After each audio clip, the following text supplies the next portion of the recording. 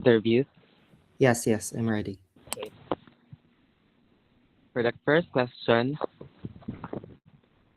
can you tell me about the moment you first decided to get involved in activism? What was the tipping point that turned your concern into action? Hmm. So I became involved in activism for political science education awareness among youth back in 2023 when I joined my school's student journalism team. I would say that the tipping point came during my first ever column article covering a local election debate. Mm, I realized how many peers or students were disengaged and uninformed about basic civic processes like voting systems or policy impacts, which really hit me hard as someone passionate about informed democracy. Okay, thank you for sharing that experience. That really helps us understand how your journey started. Now that we've talked about how you began, I'd like to ask about how you manage your responsibilities. Question number two, when the pressure becomes overwhelming, like balancing school or work and your advocacy, what specific things do you do to keep you balanced? When pressure mounts from schoolwork, hold on, my dogs. Okay, okay. That's okay po. All right. So, when pressure mounts from schoolwork and advocacy, I prioritize them by necessity. I would say that I have combined efforts. For instance, I'm turning my articles into pieces on political literacy. Oh wait, I digress. My top three priorities are academics, advocacy, and co-curricular activities. So I usually use this method to maintain focus and balance. So I see balancing those responsibilities can be challenging. Now, I'd like to ask about how others have responded to your advocacy. Question number three, have you ever faced criticism or negative reactions because of your advocacy? How did you handle it?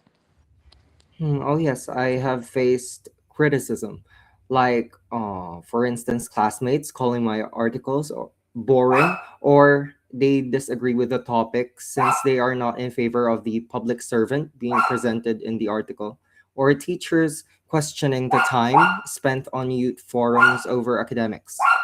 Hold on. Okay. So I handle it by not taking it personally. So I stay calm and respond with facts or open dialogue since it is my job as a student journalist to do so. So, thank you for being honest about that experience. Now, let's talk about the challenges that people may not usually see. What is the hardest part about being a young activist that people on the outside don't see? So I think the toughest hidden challenge is life under constant scrutiny as a public figure in the school, or shall I say, division and region, since I have competed in various uh, publication forums. Also paired with the underlying fear that grips student activism. So you never know what will happen or what are the risks of student activism.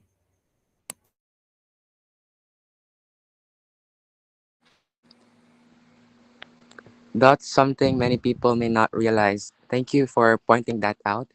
Now, I'd like to ask about moments when progress feels invisible. Question number five. There are days when progress feels invisible. In those moments, what makes you believe that your individual effort still carries weight? Okay, on days when change feels invisible, I remind myself that sparking one peer's curiosity, like through a single viral explainer on federalism. So, how do I say this? So it plants seeds for future voters, and personal stories from other activists reinforce that small actions build momentum over time. Thank you for that.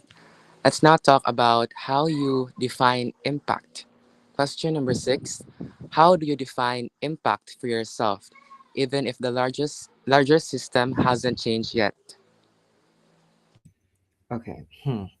As a social researcher myself, for me, impact means measurable shifts like increased survey responses from youth on political topics or peers joining discussions.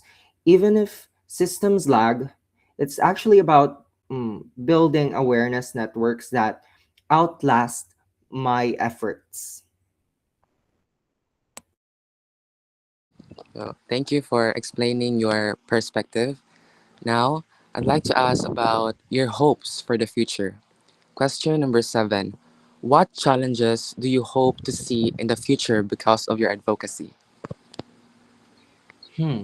So, since my advocacy is about political science education awareness, so I hope to see an elective subject which is political science in high school curricula with topics simulating elections. For instance, yung SPG, whatever. So, with topics simulating elections, empowering youth to engage critically rather than um, apathetically, since our generation needs to be educated properly about politics, not in a subjective manner, but objectively. Okay, thank you for sharing them. Finally, I'd like to imagine something. For the last question, imagine a world where your advocacy is no longer needed. What does the world look like to you? Okay. So I feel like in that world, I could imagine every young person grasps concepts like checks and balances intuitively, debate policies confidently in classrooms, and votes at 18% higher turnout rates, which fosters a vibrant, informed democracy where ignorance and apathy isn't a barrier or a problem. That's a powerful vision of the future. Thank you for sharing that thoughtful reflection. So, those are all the questions we have prepared. Thank you for thank you very much for your time. Your responses are very valuable to our study. It's all right, no worries. Okay. Thank you. Thank you. Thank you.